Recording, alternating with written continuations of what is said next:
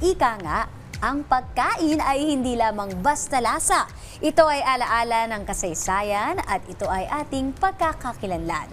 Kaya sa bawat putahe ng lutuing Pilipino, ramdam natin ang kwento ng ating bayan. Kaya sa pagdiriwang ng Filipino Food Month, ating pong mas pinapatingkad yung kahalagahan ng ating culinary heritage.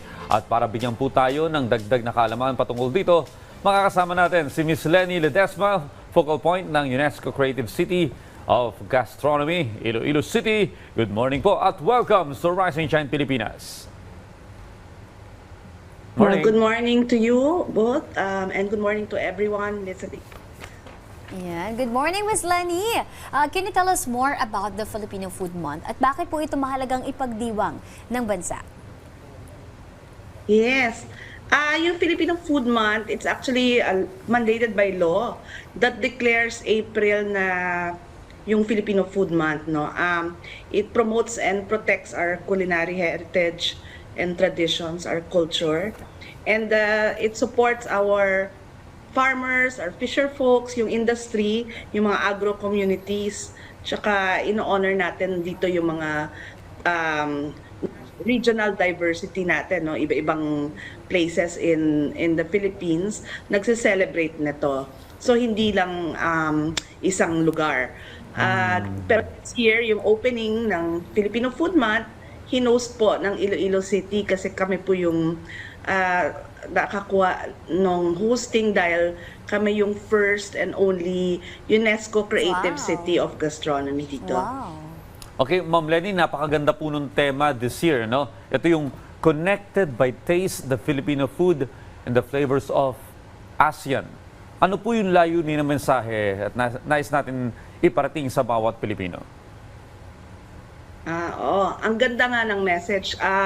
Actually, yung message noon, pag nakita nyo, kasi nag-imbita ko kami ng mga ASEAN na creative cities of gastronomy. And nagko-compare kami lahat ng mga ingredients namin, ng mga food namin. And there's so many similarities, tsaka differences. Pero mas maraming similarities, no? Kunyari, sa ating staple na rice. Lahat tayo kumakain ng rice. Or yung coconut, lahat naglalagay sa pagkain. Or yung ginger, or yung noodles pa lang, no? So, ito yung mga flavor profiles, food profiles na pare-pareho. So, may kahit kaiba tayong mga bansa, may kaparehos pa rin tayo na mga, parang we are connected by food, no? Even if we have our own unique identities tsaka culture. So, ito, parang ang message talaga in the end, we all are connected by food and that we live in one world. So, ang ganda ng message na yon. Yes. Ma'am Leni, sa inyo pong pananaw, bakit po kaya mahalaga ang pagkain bilang bahagi ng ating kultura at identidad or identity bilang mga Pilipino? Yes. We always say na yung food is your identity, your culture.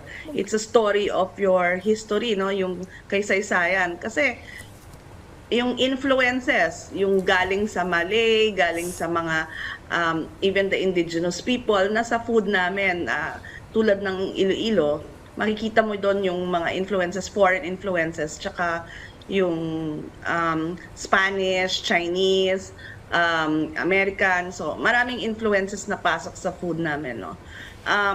And our food today is because of that. But aside from that, siyempre may mga indigenous people kami, mga farmers, and even before pre-colonial times, may mga food na linuluto yung ating mga ninuno na na-keep pa rin namin, no, from the farm side. So, andyan yung identity namin. Tsaka, pinapakita kung anong klase kaming people, no? Kasi in the end, yung aming mga servings, family style. Hindi siya solo. So when you go to Iloilo, pag pumunta ka sa restaurant, walang hardly any solo na yan. Lahat yan family kasi food talaga is our love language. We love to share. So sharing yung amin, makikita mo talaga yung mga personality. And if you visit other towns and provinces, makikita mo rin yung kanilang mga identity through the food.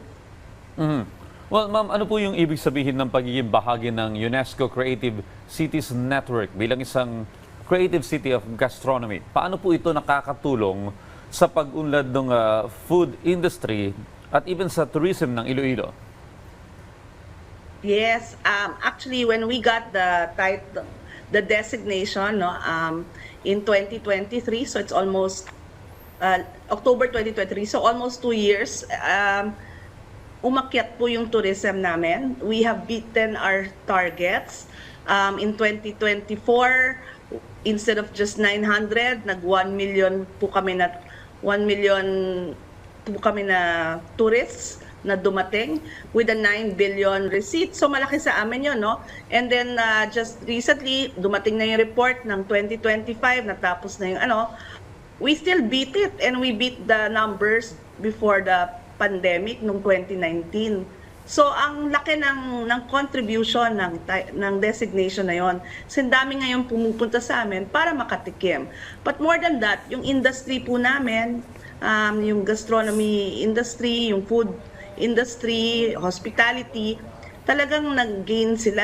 When we look at the receipts, may 160% increase kami in the past 2 years in that industry alone. So nakatulong talaga sa amin, sa ekonomiya ng Iloilo, yung designation ng UNESCO Creative City of Gastronomy. Aside from putting us in the global map, di ba? Siyempre para sa mga Ilonggos, nakaka-proud yun, no? Their sense of pride na lumalabas talaga kasi international nga naman yung network na yon. Ma'am Lenny, ito na lang po siguro, no, yung mga pangunahing activities at highlights na lang po na dapat abangan ng publiko ngayong Filipino Food Month. At saka invite nyo na rin po yung ating mga ka-RSP para supportahan ito. Yes. So, ang daming activities pa rin.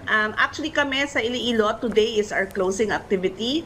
We are spending it with the youth as a member of UNESCO Creative City of Gastronomy. Meron ho tayong mga commitment dyan sa SDG or Sustainable Development Goals. So yung mga academe, yung schools, mga students, maggagawa ng sarili ng commitment. Sa iba-ibang areas, meron ho silang fiesta, meron ho silang mga kain-con, a conference, may mga symposium. So, pwede ho kayo mag-check sa Filipino Food Month na Facebook at kung ano ho yung inyong probinsya or yung city para sa mga activities ng Filipino Food Month. Ayan, maraming salamat po sa pagbibigay sa amin ng kaalaman, Ms. Lenny Ledesma. Good morning. Thank you.